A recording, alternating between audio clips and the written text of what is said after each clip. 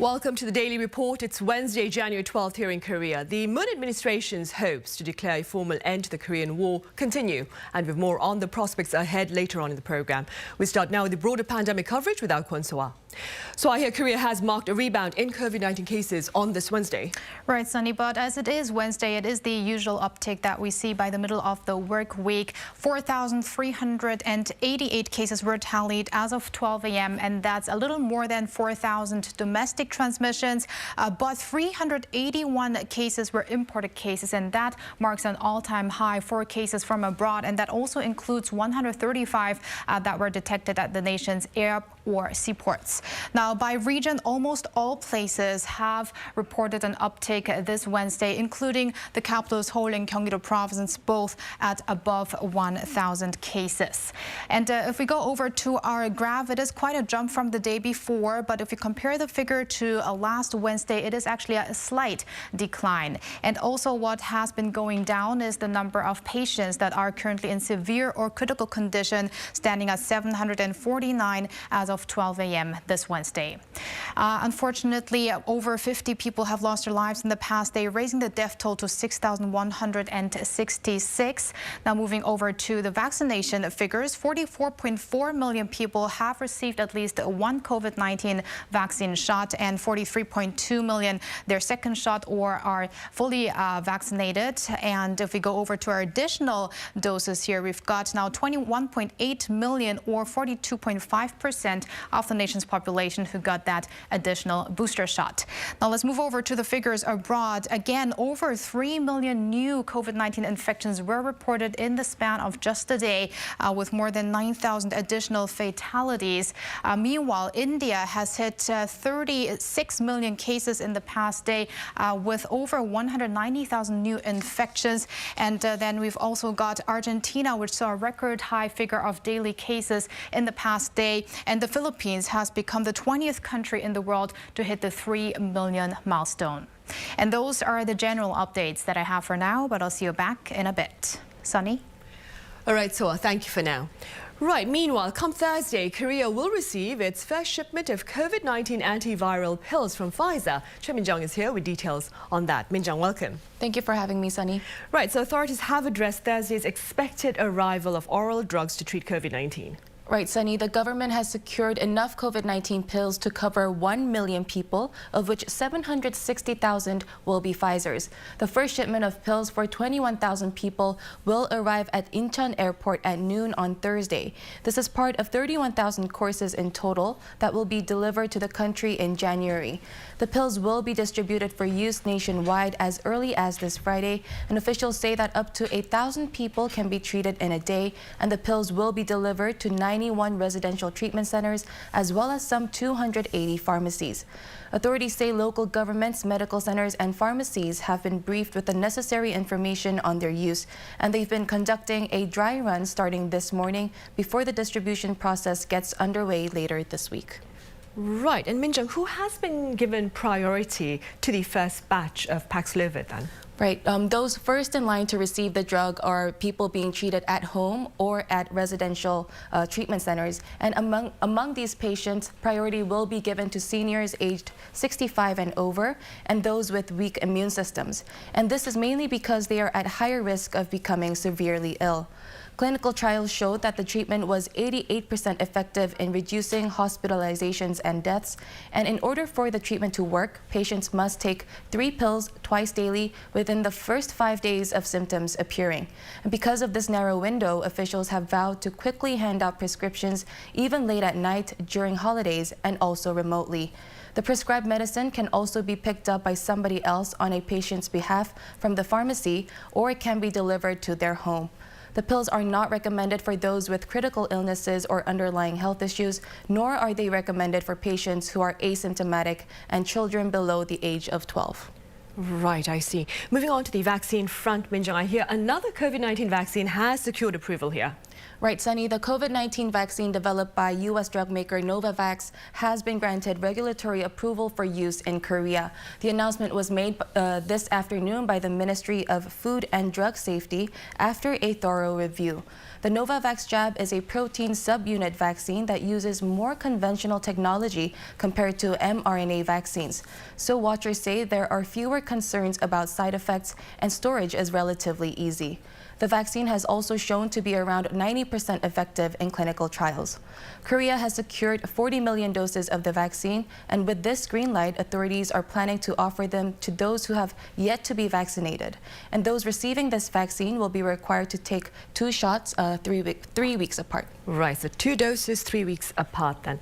Meanwhile, Minja, what's the latest that you can tell us about COVID-19 prevention guidelines that are to be shared this coming Friday? Right, Sunny. Officials will be announcing new social distancing measures this Friday, where easing steps may be taken. But with the spread of the Omicron variant, it isn't certain if the country will fully resume its gradual return to normal. Back in November, under the first stage of our exit strategy, most venues could operate 24 hours, and the social gathering cap was at 10 in the capital region and 12 elsewhere. But since mid-December, new restrictions meant many businesses had to close by 9 p.m., with social gatherings limited to a maximum of 4 people nationwide. So realistically speaking, watchers say it would be reasonable to expect a compromise somewhere in between, perhaps raising the current social gathering cap to 6 to 8 people and extending business hours to midnight. But for now, we will have to wait until Friday for more details. All right, then Friday it is. As always, Minjang, thank you for that. I'll see you back on Thursday. Thank you. Right, elsewhere, the Global Health Body has made a frightening forecast for Europe amid the presence of Omicron. For that, I have Swa back at the desk. Swa. Yes, Sunny. So the 53 countries which the World Health Organization terms as the European region saw over 7 million new COVID-19 cases in the first week of 2022. And that's a figure that doubled over a 2-week span. And the health body's European regional director had an even more frightening forecast. So let's take a listen. At this rate, the Institute for Health Metrics and Evaluation forecasts that more than 50% of the population in the region will be infected with Omicron in the next 6 to 8 weeks. He added a west to east tidal wave of the highly transmissible Omicron variant is sweeping across the region, threatening health systems already strained by Delta-fueled surges until late 2021. The director expressed deep concerns over places with lower vaccination rates, such as Central and Eastern Europe. Another WHO official, meanwhile, said that the world is certainly not at a point where it can call COVID-19 an endemic, as that can only happen if the virus circulates at a predictable level, referring to recent suggestions that the virus may soon be treated as an endemic illness similar to the flu, given the Omicron variant's less severe symptoms than other strains. But regardless of its mild symptoms, so tallies of the past 24 hours do reflect the severity of the situation on the medical arena over in Europe, right? Right, Sunny. Europe and elsewhere as well. So I did show you some of the global figures earlier, but let's take a more detailed look. And starting in Europe, France broke its daily record of new infections on Tuesday local time at more than 368,000. This just came 6 days after its previous record of some 332,000 infections. The nationwide incidence rate in the past week stands at almost 2,800 per 100,000 people.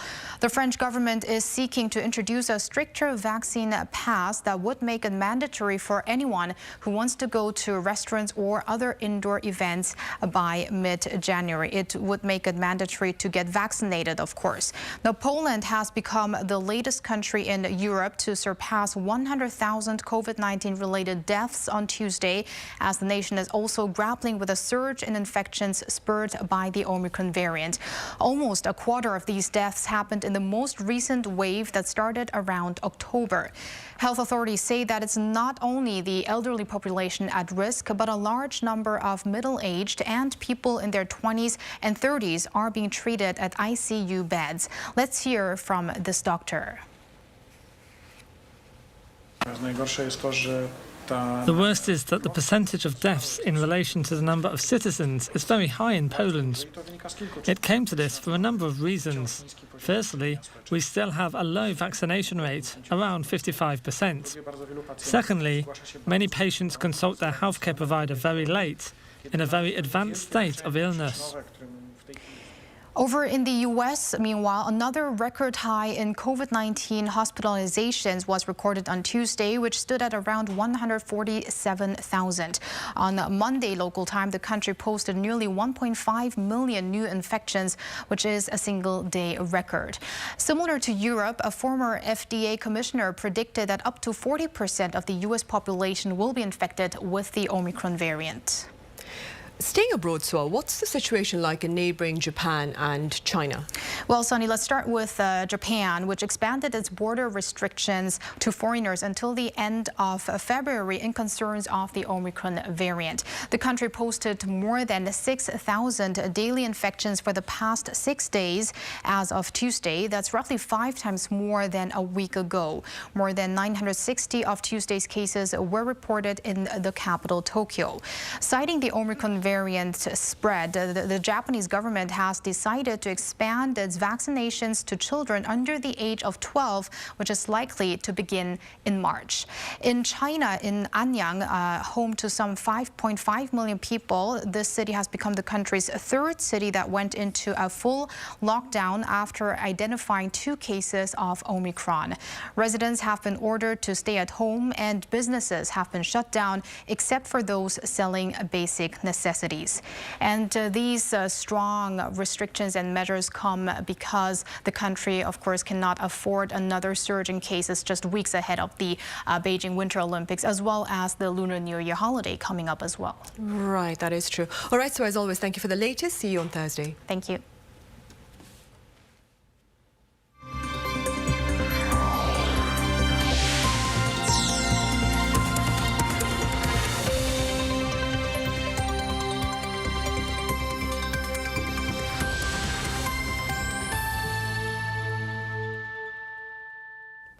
North Korea claims the test fired a hypersonic missile earlier on Tuesday with its leader Kim Jong-un in attendance. Our defense correspondent Pyeongyang has details.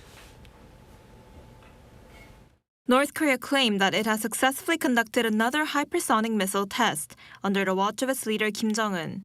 The regime's state-run media KCNA said the missile fired on Tuesday precisely hit a target some 1,000 kilometers away. It said the missile released its rocket booster after 600 kilometers of glide-jump flight, followed by 240 kilometers of corkscrew maneuvering. It also referred to the latest test fire as the ultimate test launch and said that it confirmed the weapon's outstanding maneuverability. This shows signs that such missiles could soon be ready to be deployed. KCNA also said that Kim Jong-un stressed the regime should further accelerate efforts to steadily build up the country's strategic military power. Unlike ballistic missiles that gain altitude before returning on steep trajectories, hypersonic weapons travel at lower altitudes. Also, hypersonic missiles are seen as a game changer because they are harder to track and intercept, as they are easier to maneuver and operate at high speeds. This marks the 3rd reported test of a hypersonic missile, 2 of which were conducted within a week. Tuesday's launch was the only test launch that Kim Jong-un attended. The North had first test-fired a hypersonic missile named Hwasong-8 last September. It traveled 200 kilometers at around 3 times the speed of sound. Following the North launch on Tuesday, South Korea's military has said that according to their initial assessment, the latest missile flew more than 700 kilometers, and its maximum altitude reached up to 60 kilometers. It also said it traveled at a speed of up to 10 times the speed of sound, or more than 12,000 kilometers per hour. At this speed, Seoul can be reached in just 1 minute. Pyeongyang, Arirang News. And the Biden administration has denounced North Korea's most recent display of defiance while highlighting its commitment to talks with the regime. The importance of the latter commitment was also shared by the United Nations. Our Kim Dami reports. The U.S. has condemned North Korea's latest missile launch, calling on the regime to engage in sustained and substantive dialogue. This from White House Press Secretary Jen Psaki in a press briefing on board Air Force One en route to Atlanta on Tuesday. While noting the North's military activity did not pose an immediate threat to U.S. personnel or territory or allies, she did underline that such moves are a threat to the international community.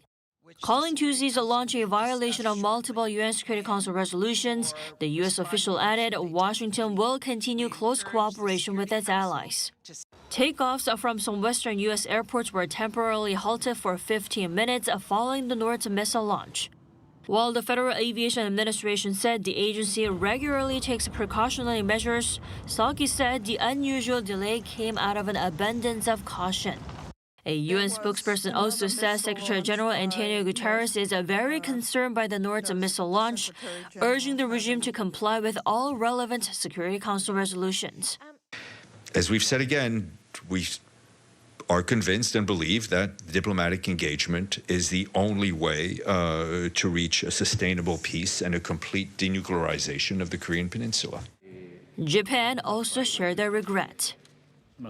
North Korea had just recently launched a ballistic missile, and the United Nations Security Council had just held discussions on how to respond to it. Under these circumstances, it is very regrettable that North Korea continues to launch missiles. But China maintained its long usual stance that all parties should not rush into judgment nor overreact to the North's activity. We hope that all parties will be cautious in their words and deeds, jointly maintain peace and stability on the Korean Peninsula.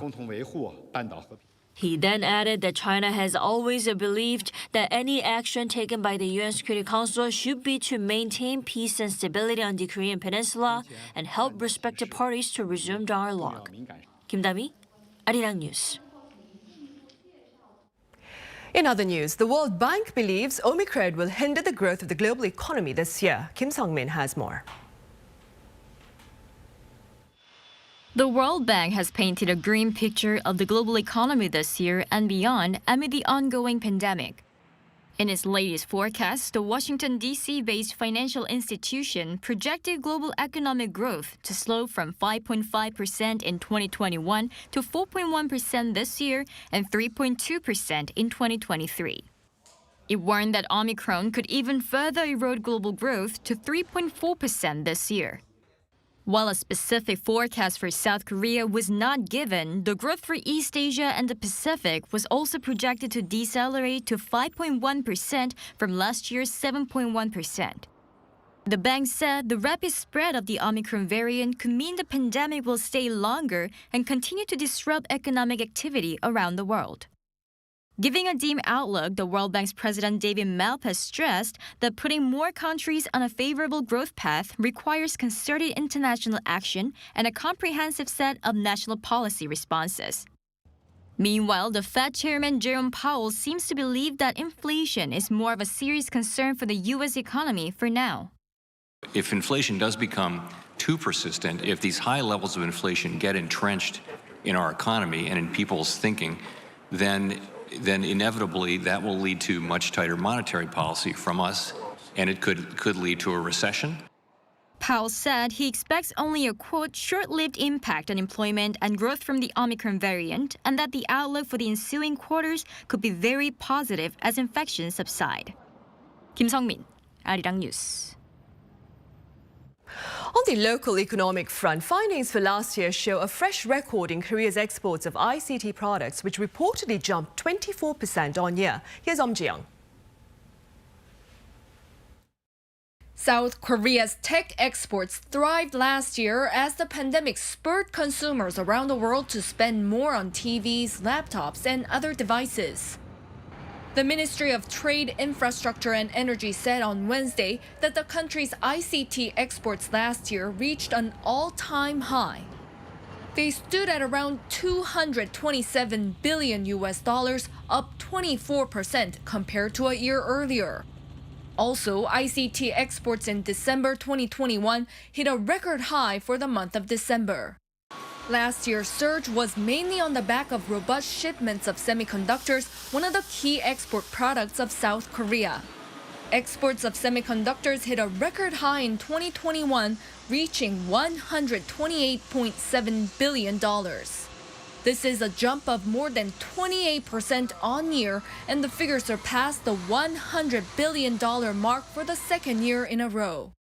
The ministry attributed the solid figures to rising demand for PCs, mobile devices, and servers, as well as an upswing in the semiconductor foundry industry. Outbound shipments of displays recorded around $25 billion, also climbing 19% on-year, led by OLED displays.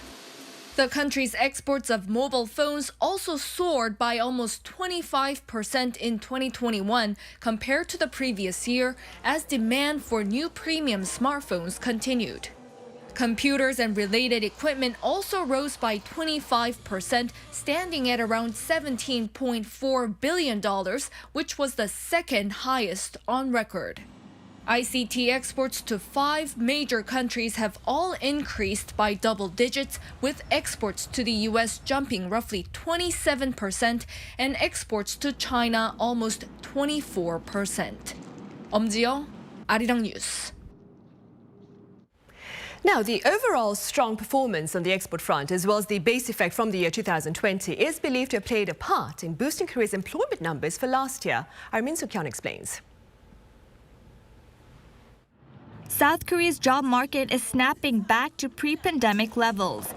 The annual average number of employed people in 2021 stood at over 27 million. That's an increase of more than 369,000 compared to the previous year. This marks the largest figure in 7 years, when the country reported an on-year increase of 598,000 jobs in 2014. Last year's job additions come as a big surprise, as the year prior saw disappointing figures.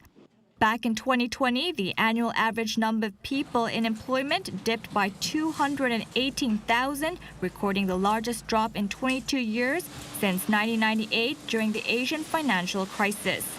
The pickup in the labor market was thereby due to the base effect as well as other significant factors.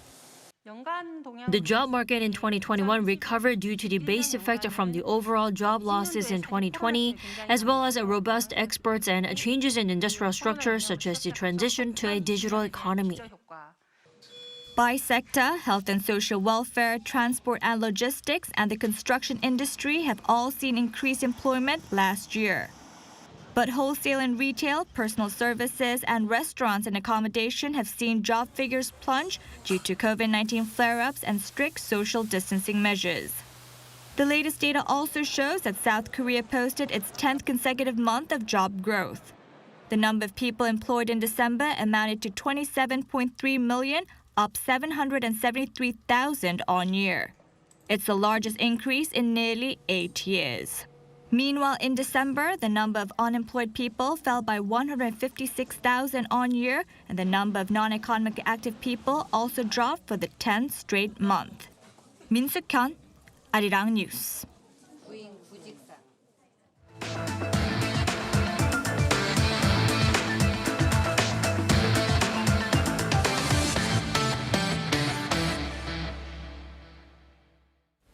The pandemic has brought about renewed interest in home decor as COVID-19 prevention efforts greatly limit one's activities to the boundaries of his or her home. We have details in this following report.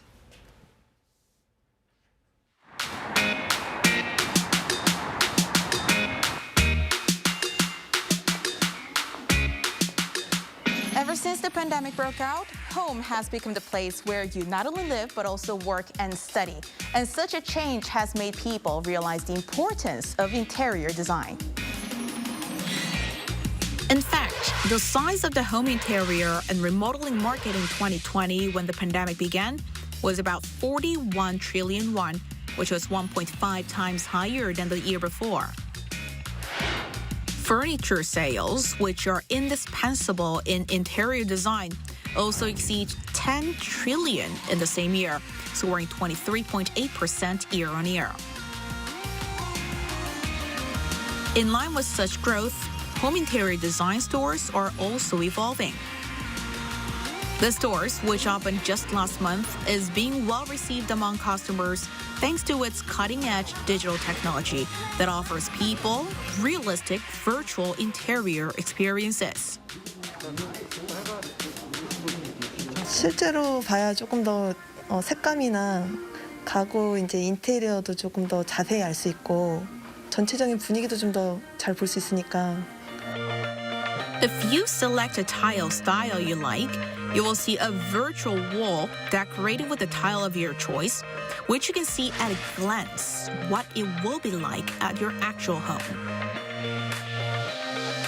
Also, if you scan furniture samples, then you should be able to see the kitchen layout with a simple design at various angles. Digital interiors for closets, couches, and mattresses are also available, so you can experience all options yourself.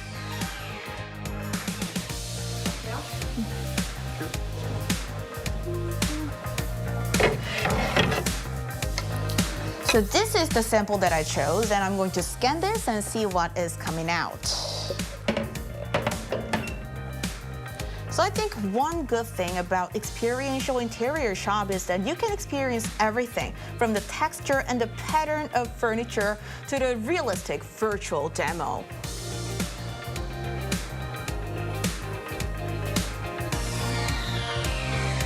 Also, you can see various interior designs offered by the store using VR technology. In addition, customized 3D interior consultations are available, as the store has floor plans of over 50,000 apartments.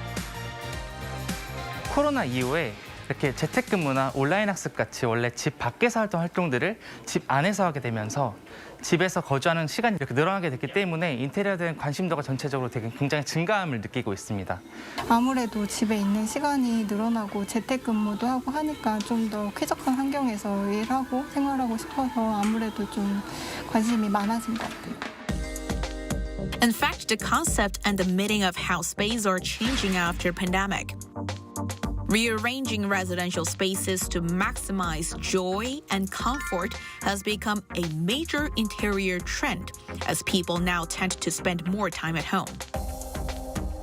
이제 아파트로 많이 이제 한국의 주거가 대변이 되는데요. 과거에서부터 봤을 때 이제 아파트라는 곳이 거실을 중심으로 이게 평면들이 이렇게 다른 실들로 이렇게 가게끔 되어 있었다면은 요즘에는 이 거실이 집의 중심 위치에서 약간 비켜나서 가족 모두를 위한 약간 사회적인 공간 플러스 어떤 특화된 그러한 역할을 지금 하고 있는 것으로 파악이 됩니다.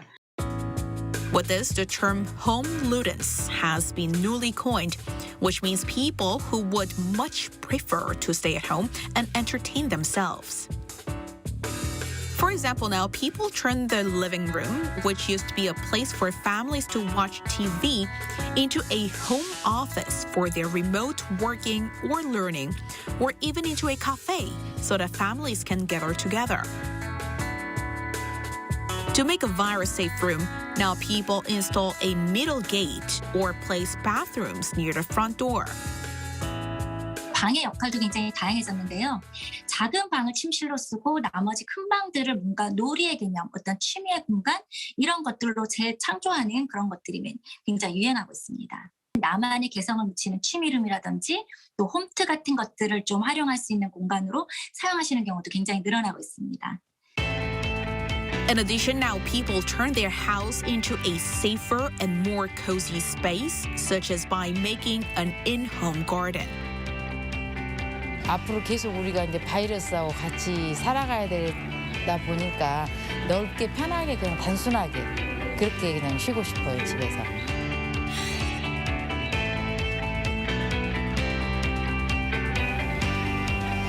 Shelter or home has long been considered as one of our basic needs, along with clothing and food. And now the prolonged pandemic is even reshaping the meaning of our home. This has been 신새벽.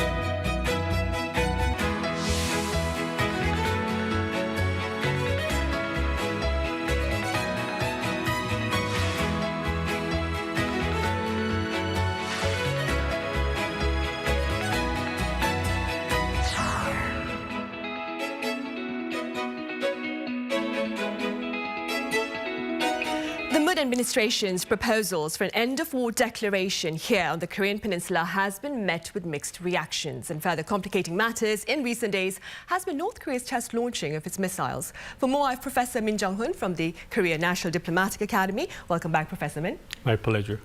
I also have Dr. John Park, Director of the Korea Project at Harvard Kennedy School, live on the line. Dr. Park, it's a pleasure to have you with us. Great to be here. Thank you. Right, Professor Min, we'll start here then. Let's begin with the overall international response to the Moon administration's efforts to formally end the Korean War.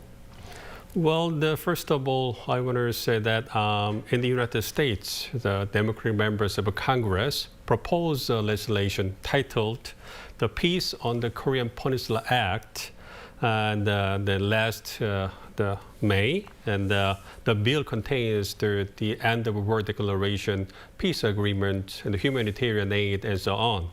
And in Europe, members of Congress in the United Kingdom and France have got resolutions respectively, and they support the peace on the Korean Peninsula. And specifically, several members of Congress in the United Kingdom, they proposed a resolution to support for the peace on the Korean Peninsula Act that the U.S. Congress proposed, and the French legislators, they adopted a resolution to endorse the end of war declaration. So I think it shows the international community or the many countries support the end of war declaration and the peace on the Korean Peninsula as a whole. Right. Dr. Park, early in November, 23 U.S. House lawmakers penned a letter to U.S. President Joe Biden claiming that a formal end to the state of war on the Korean Peninsula would be an important step toward peace. Now, that letter was led by Democratic Representative Brad Sherman of California, who back in May introduced a bill that Professor Min mentioned that called for diplomatic engagement with North Korea for a binding peace agreement. Could you tell us a bit more about that particular bill? Absolutely. Congressman Sherman very much led this effort. And if you look at the two key elements there, it was to amplify the work that had been done prior in the inter-Korean relations dynamic, where we had the leader of North Korea and South Korea come out with the Pyongyang Declaration. And so in recognition of that landmark agreement, we see Congressman Sherman trying to get more momentum going on the U.S. side. The pillar that I think is crucial is calling upon the Secretary of State to establish liaison offices between the United States and North Korea, and also create an avenue for the Korean American citizens and others, U.S. nationals, to engage in humanitarian activities and humanitarian trips to North Korea as well. But it's important to point out that symbolically this is important, but it's also something that is non-binding in terms of what Congressman Sherman put forward. Right.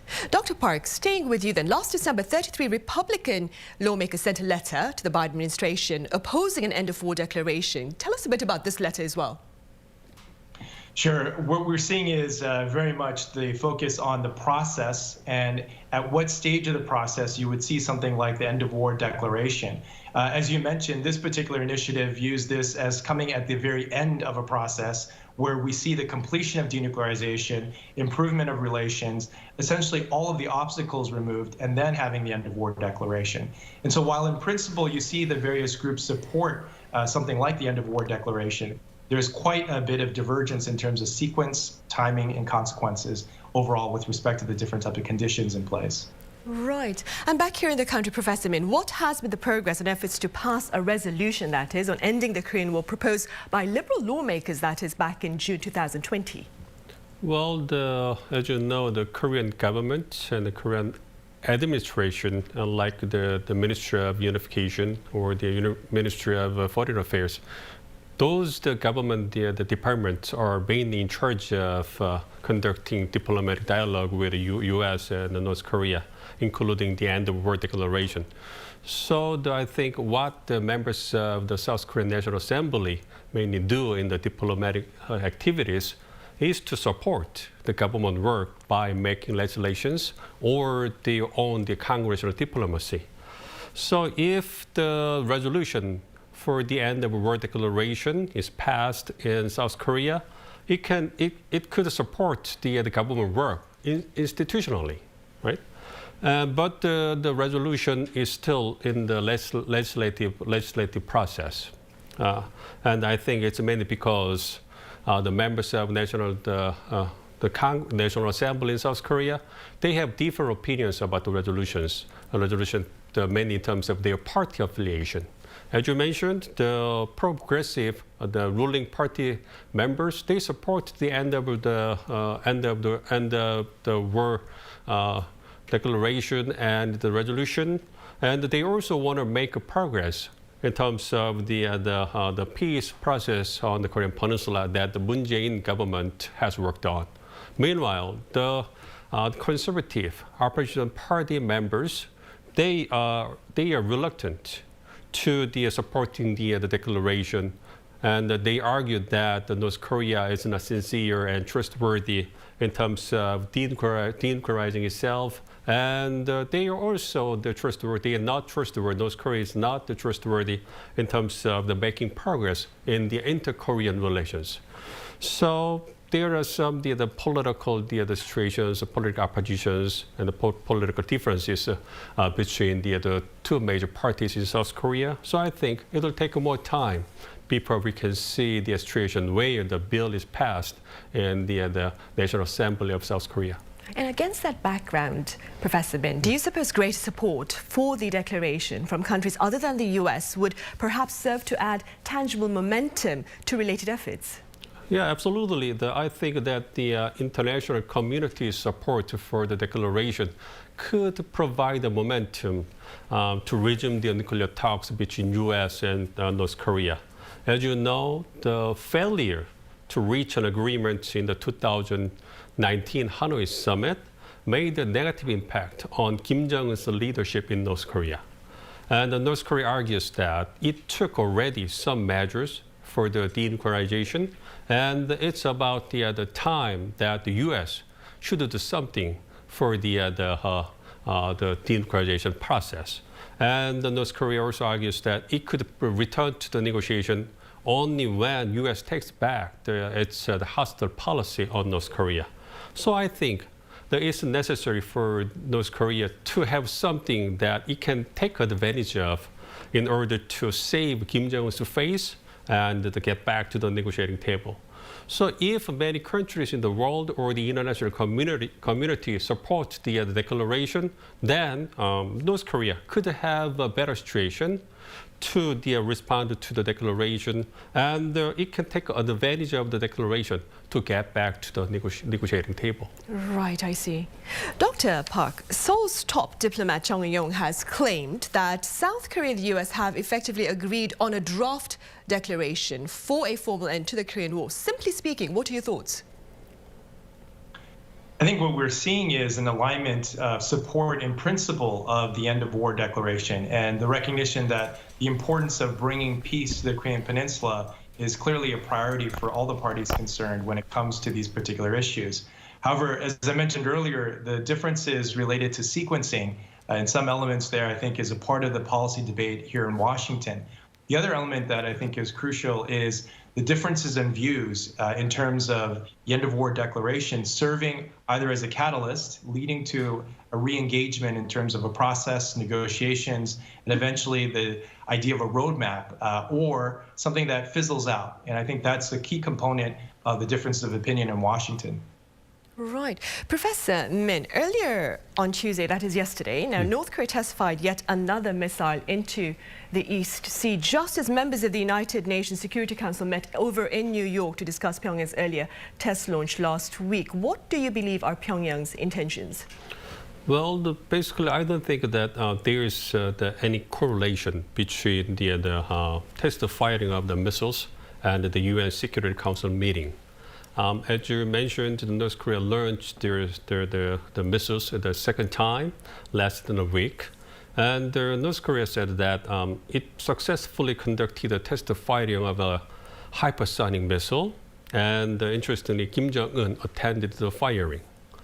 And the North Korean state media said that the test fire was aimed at the final verification of overall technical specifications of the developed weapon system.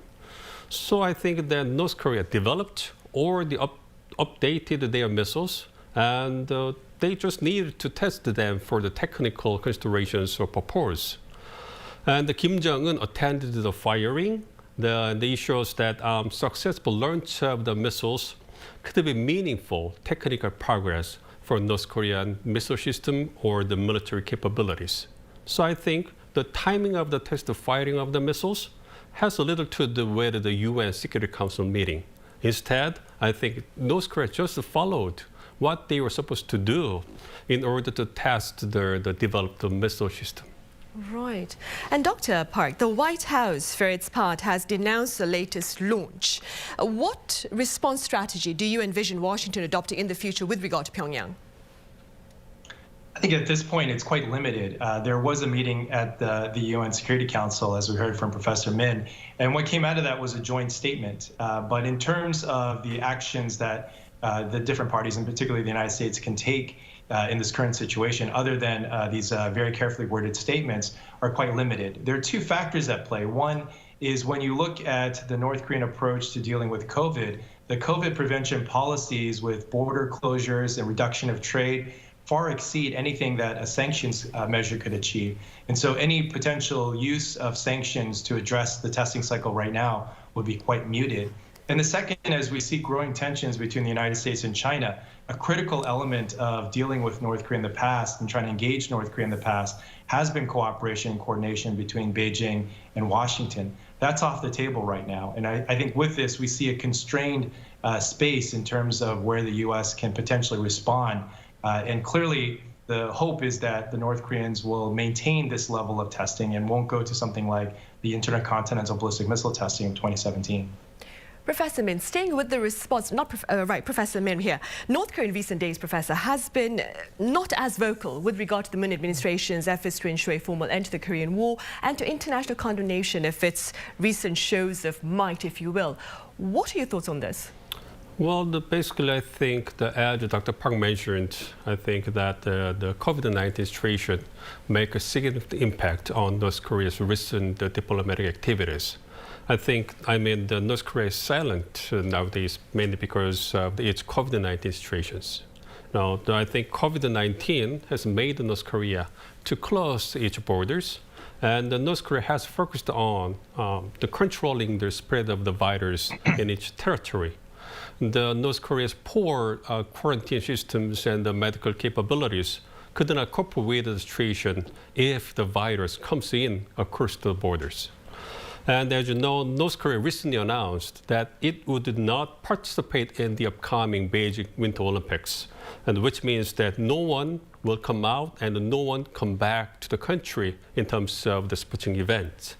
And considering the close and important the relationship between North Korea and China, Pyongyang's decision not to participate in the Beijing Olympic should be a big deal. And so I think the decision was made inevitably by Pyongyang, and China had to understand, accept it. So I think the COVID-19 is the most important factor to explain the North Korea's behaviors nowadays, and therefore it'll take some more time before North Korea could respond to the diplomatic and security matters more actively. Right. And Dr. Park, aside from tensions with China, what other challenges lie ahead, perhaps, in efforts to ensure permanent peace on the Korean Peninsula, do you think? The core element right now is what North Korea is unveiling. And this is really something that was seen coming down the pipeline here. North Korea had conducted tests last year, and we saw Kim Jong-un announce at the end of December that he would be bolstering military and defense capabilities. And so the actions that we're seeing right now take place align with those statements, and it looks like there will be more of it. And so with the months ahead and with respect to the Moon administration, a limited time period, there is a sense of urgency, clearly. And so I think the testing cycle right now, trying to view it in terms of something that isn't crossing certain thresholds, that North Korea is conducting type of testing capabilities that really aren't as destabilizing as they may appear, is going to be an important part of the messaging and the signaling in order to create that diplomatic space to re-engage and move forward on efforts related to the end of war declaration. Right, and staying with such efforts, Professor Min, the heads of South Korea and China may meet late this month. Do you believe this possible summit may perhaps advance the regional peace mechanism? Well, it is reported by the media nowadays that the ROK China virtual summit is likely to be held later this month or earlier next month, but it's not official yet. But in the summit, and I think that the two leaders are likely to talk about the peace process on the Korean Peninsula as a whole. And if President Xi Jinping expresses his support for the declaration and China's active role in making progress for the Korean Peninsula peace process, then it would contribute to making a favorable environment for the end of war declaration. But as I mentioned earlier today, it will take us some more time before North Korea will respond to the declaration, mainly in terms of its COVID-19 situation. So I think it is necessary for South Korea to establish a favorable environment for the declaration and also provide North Korea with some more time and also the humanitarian assistance to fully control the spread of the virus in its territory. It's like the humanitarian purpose. And I believe that these efforts will contribute to maintaining the security situation of the Korean Peninsula stably and moving forward for the peace process on the Korean Peninsula. Right. Dr. Park, how do you respond to concerns that a peace declaration on the Korean Peninsula would perhaps undermine the presence of U.S. troops in the region? We have seen recent statements along those lines, and I think when it comes to the overall situation with the efforts on the end of war declaration, looking at the context, I think that's the big cleavage here in terms of the different viewpoints. For those who adhere to the view that being too fast on the end of war declaration could have unintended consequences that have implications for U.S. positioning of troops on the Korean Peninsula, there is a lot of concern. Others who are seeing this as a catalyst of a process that may actually improve the situation of longer-term stability lay out very compelling arguments on that side as well. But the main one right now is what kind of process is in place. There is an effort to try to add more transparency, more predictability, and also a sense that there is linkage between these various movements. The concern is that if the end of war declaration is one move, it could trigger these unintended consequences that don't fit into the overall game plan. So I think we're going to see more discussion along these lines, but the viewpoints on what role the end of war declaration plays is really going to be dependent on what the overall process picture looks like from the various viewpoints here. Staying with you, Dr. Park, what are your thoughts on pundits' opinion that the Biden administration is opting for a strategic patient approach with regard to North Korea? We saw very recently Jake Sullivan, the National Security Advisor, mention at a conference that the Biden administration had been and is continuing to try to reach out to the North Korean side, but they haven't heard anything back. And I think from that perspective, the Biden administration views more of the domestic turmoil inside of North Korea related to the economic situation as one of the main reasons why we're not seeing reciprocity on some of these efforts and overtures from the Biden administration side. So I think the views of a strategic patience type of approach, that clearly is not the viewpoint from the Biden administration because of these efforts. If anything, from this perspective, it's really what's happening inside of North Korea, the hope that the situation improves domestically and the conditions are conducive for this type of re-engagement and the beginning of some sort of negotiations. Right. Professor Min, what are your thoughts on Korea's strategy with regard to North Korea, South Korea's strategy, that is, with regard to North Korea after the presidential election slated for March 9th here in the country? Well, it's too early to say anything about the South Korea's upcoming the policy or the posture on North Korea because we can see that very different policy orientations in terms of which party would win the upcoming election. So Specifically, I think that if the Progressive Party wins the election, then we can see some kind of continuation with the current administration North Korea policy, and the next administration will also continue to have the engagement policy to talk with North Korea without any kind of preconditions. But if the Conservative Party wins the election, we can see a little bit different methodology to deal with North Korea. So specifically, I expect that the next Korean government will focus on the denuclearization of North Korea first. Then they will talk about just kind of the helping North Korea like economically, and also the talk about humanitarian aid and something like that. So we'll see which party will take the power in the March, and then we'll talk about the policy orientations of South Korean governments on North Korea. Right, of course. And keeping in mind Professor Min's words, Dr. Park, do you envision perhaps a more active effort from the part of the Biden administration with regard to affairs here in the region after the presidential election in March? There's going to be a consistency with respect to the Biden administration approach to dealing with the situation here, because it fits into the larger Indo-Pacific strategy. And they're the primary focus looking at the growing competition, something that is seen as a structural element now. And so for the U.S. to have that geopolitical, geoeconomic approach to try to deal with China introduces this element of consistency there.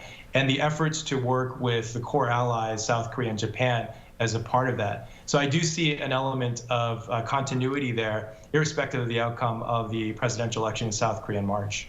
I see. All right, Dr. Park, thank you very much for making the time to join us live at this very late hour at your end with your thoughts. And Professor Min here in the studio, thank you very much for your insights. Thank you. Right, and on that note, we end this edition of the Daily Report. We'll be back same time tomorrow. That is Thursday. See you then. Thank you for now.